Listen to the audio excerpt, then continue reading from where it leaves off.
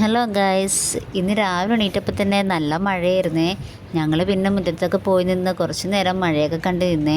പിള്ളേർക്കെന്ന് പറഞ്ഞാൽ മഴയെന്ന് വെച്ചാൽ ഭയങ്കര വീക്ക്നെസ്സാണ്. നമുക്കും അത് തന്നെയാണ്. രാവിലെ എണീറ്റ് അതും കണ്ട് കുറച്ച് നേരം നിന്നേ. പിന്നെ നല്ല കാറ്റൊക്കെ ഉണ്ടായിരുന്നു. മഴ പെയ്യുമ്പോൾ തന്നെ വീടിന് ചുറ്റും വെള്ളം കയറാൻ തുടങ്ങും.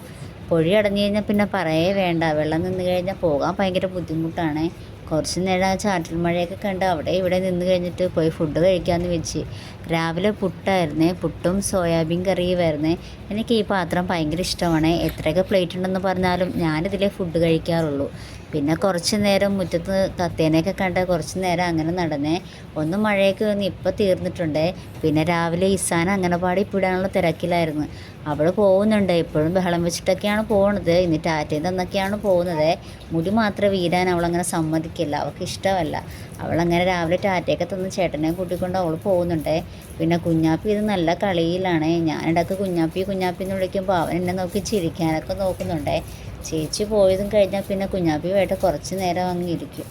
അവൻ പിന്നെ പറ്റേ തന്നെ ഇരിക്കുന്നുണ്ട് കുഞ്ഞിനെ കളിപ്പിച്ച്. പിന്നെ ആൻറ്റിയും അമ്മാമ്മയും കൂടെ നല്ല പുരാണത്തിലായിരുന്നു. ഞങ്ങൾക്ക് പിന്നെ പൂങ്കാവ് പോകേണ്ട ഒരു ആവശ്യമുള്ളത് കൊണ്ട് ഞങ്ങൾ പൂങ്കാവ് പോവുകയാണേ.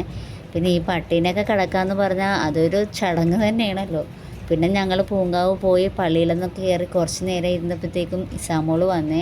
ഇസാ വന്നു കഴിഞ്ഞ് ഞങ്ങൾ ചായയൊക്കെ കുടിച്ചിട്ടിരുന്നേ. അപ്പം നമ്മുടെ ഇന്നത്തെ വീഡിയോ ഇഷ്ടപ്പെട്ട എല്ലാവരും സപ്പോർട്ട് ചെയ്യാൻ മറക്കരുത്.